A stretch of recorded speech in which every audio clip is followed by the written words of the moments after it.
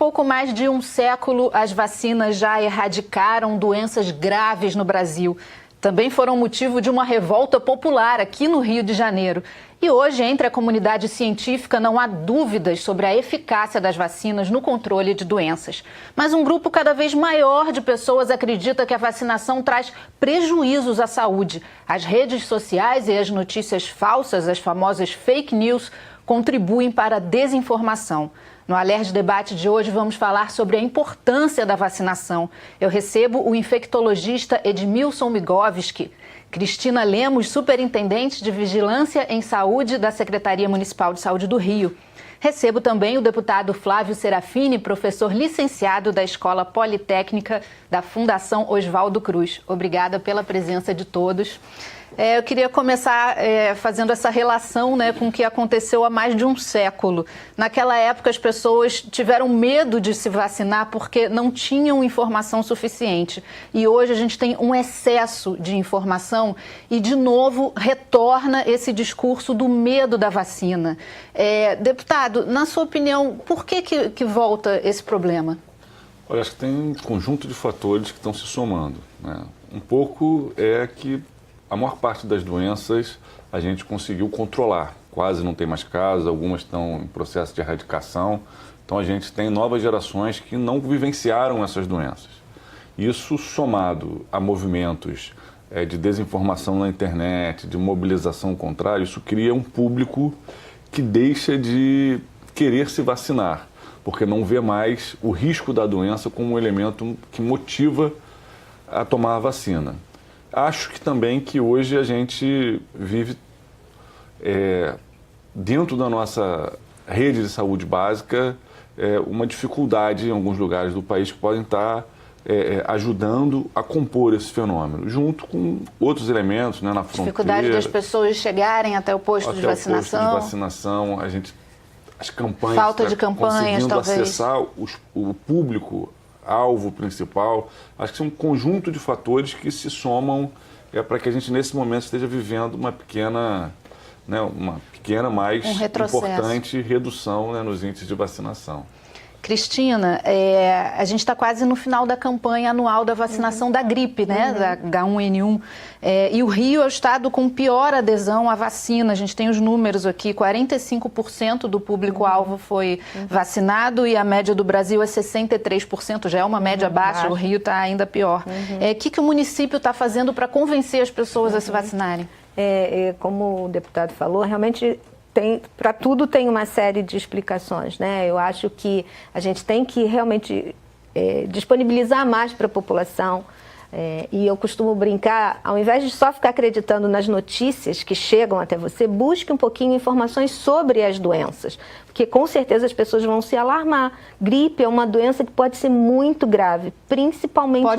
Pode matar, leva a complicação com frequência e principalmente para esses grupos que a gente chama prioritários. Por isso, porque a gripe, a gente acha que é uma coisa simples, que pode ser um quadro muito leve, mas não, a gripe nesse público-alvo, crianças, gestantes, a população idosa que já tem uma outra doença associada, pode levar a quadros muito graves e matar. Então a gente está procurando disponibilizar a vacina no maior número possível de pontos na cidade. A gente tem na cidade do Rio de Janeiro, são 232 salas de vacina, já é um número bastante expressivo, mas mesmo assim a gente está indo para a rua, a gente foi nas estações de trem, nas estações de metrô, praças públicas, no sentido de facilitar ainda mais, as pessoas que estão correndo também para o trabalho, no horário de trabalho, possam levar. Fizemos um sábado único de vacinação também. O dia D, mais de 200 mil pessoas aqui na cidade. Campanha, então são várias campanha no rádio, na televisão? A gente tem procurado fazer. O Ministério não tem feito tanta propaganda, como a gente já viu. Não é a Prefeitura, mas, assim, seria o Ministério da Saúde. Exatamente, é o Ministério que apoia nessa questão da divulgação.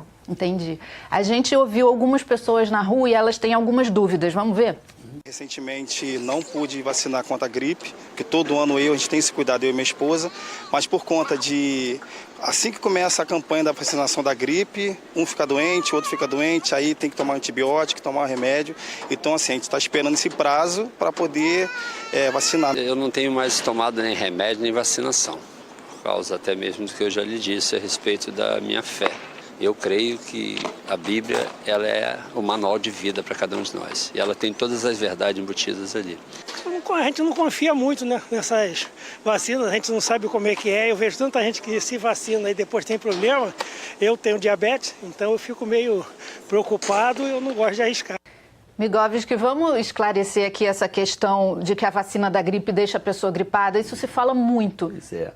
É uma total desinformação, né? Diferente de outras vacinas, a febre amarela até pode dar uma febre amarela fraquinha, se a pessoa for imunodeprimida, porque é vírus atenuado. No caso da gripe, em particular, é vírus fragmentado. Então, por mais que a pessoa esteja imunocomprometida, mesmo que eu faça essa vacina nessa pessoa, o pior que pode ocorrer é ela não montar uma resposta imune, não ficar protegida, mas nunca vai ficar mais vulnerável ou vai adoecer por causa da vacina.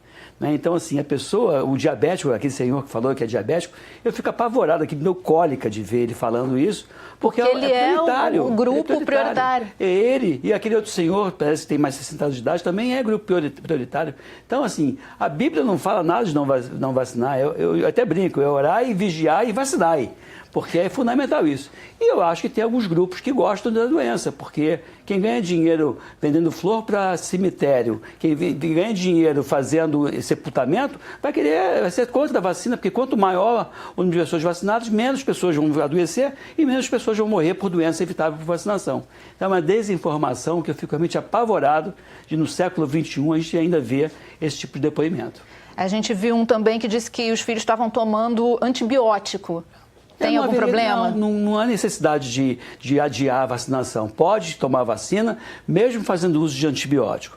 A vacina da gripe é muito segura, eficaz, já está na campanha de vacinação há cerca de 21 anos. 20 ou 21 anos que está na campanha nacional do governo. Então, assim, se tem uma experiência muito grande, eu tomo vacina de gripe desde essa época, portanto, eu sou um usuário da vacina. E você fica gripado? Eu não fico gripado. Teve um ano que eu fiquei gripado, provavelmente, uns 7, 8 anos atrás, que foi um outro vírus mutante que surgiu. Mas eu sei que não foi culpa da vacina, foi um azar meu de pegar um vírus que não estava composto da vacina. Hoje, existe muito mais inteligência para se fazer vacina, uma vacina focada para o nosso mercado do hemisfério sul, então não tem por que não vacinar, entendeu? Também tem a questão da alergia a ovo. As pessoas falam muito isso. Quem tem alergia a ovo não deve tomar vacina. Se for alergia grave, né? Teve um outro dia que falou, doutor, como ovo e tem muita flatulência. Eu falei, olha só, toma vacina e quando comer ovo me avisa que eu quero ficar longe de você, né? Porque não tem por que ficar preocupado. Flatulência não contraindica a vacinação. Eu como ovo, fico todo empolado, cheio de mancha vermelha, tem uma reação anafilática, um quadro grave, aí sim você vai avaliar cada caso e provavelmente esse cidadão não vai ter a sorte de ser vacinado. Aí, o que eu tenho que fazer? Vacino todo mundo que eu puder fazer. Quanto maior a cobertura vacinal, menor a chance desse vírus circular entre nós e menor a chance dessa pessoa que não pôde vacinar adoecer. Entendi. E a pior, ao meu ver, a pior das fake news, né? De que vacina causa autismo. Já deve ter ouvido falar disso. Isso aí foi outra balela que surgiu, tem uns 20 anos, relacionando, inclusive, a vacina tríplice viral, que é sarampo, cachumba e rubéola, ao uso de timerosal, que nunca entrou na vacina. E aí esse pesquisador, inclusive, ele depois se retrata, dizendo que foi uma notícia mentirosa, ele perde o seu Conselho Regional de Medicina, que não era do Brasil, e depois disso a gente tenta desmentir e não consegue. Hoje já se sabe, se juntar 1.000 crianças vacinadas, comparada com 1.000 crianças não vacinadas, esse grupo vacinado vai ter menos autismo do que o grupo que não foi vacinado. Portanto, se eu tiver que fazer alguma relação autismo com vacina, não vai ser como um fator de risco, vai ser um fator protetor contra o autismo.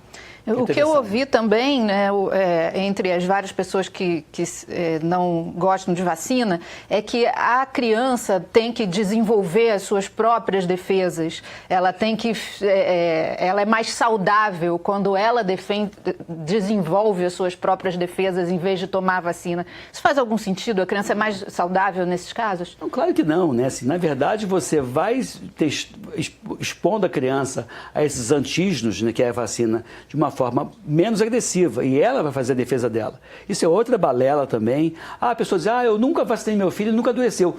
Porque Sorte. eu vacinei o meu filho, você vacinou o seu, nós vacinamos, e essa pessoa vai pegar sarampo de quem, se estiver todo mundo vacinado? Então ela se vale do que eu fiz com o meu filho. Agora, se todo mundo pensar igual a ela, vai estar um monte de gente aí, né, contabilizando dor, sofrimento e morte, que seria evitado se ela não fizesse a sua parte, ou seja, a vacinação em dia. É uma questão de bom senso. Isso é uma questão também, a importância social da vacina, né, deputado? A gente tem que construir aí um cinturão de proteção para que ela não volte, não se alastre. Sem dúvida. A eficácia das campanhas, alcançando o maior percentual possível da população, é importante para que você não tenha essa transmissão. Mas a gente também não é um país isolado, não vivemos em cidades isoladas. Então, as pessoas estão transitando, estão vindo para o Brasil, estão saindo do Brasil e podem, inclusive, trazer vírus de doenças que no Brasil nós já não temos. Então, a questão, né, de todo mundo estar imunizado é fundamental para que a gente não permita que a vacina volte. Acho que a gente tem que ter uma política governamental... Que a doença volte. Acho que a gente precisa ter uma política governamental que esteja conectada com os tempos atuais, onde a gente convive com a potência dessas desinformações e que tenha a capacidade de responder. Isso é muito difícil que um município sozinho consiga, que outro município consiga. Isso tem que ser política do Ministério da Saúde e, no mínimo, dos estados, para que a gente consiga ter campanha na televisão, ter campanhas estruturadas para as redes sociais e combater a desinformação.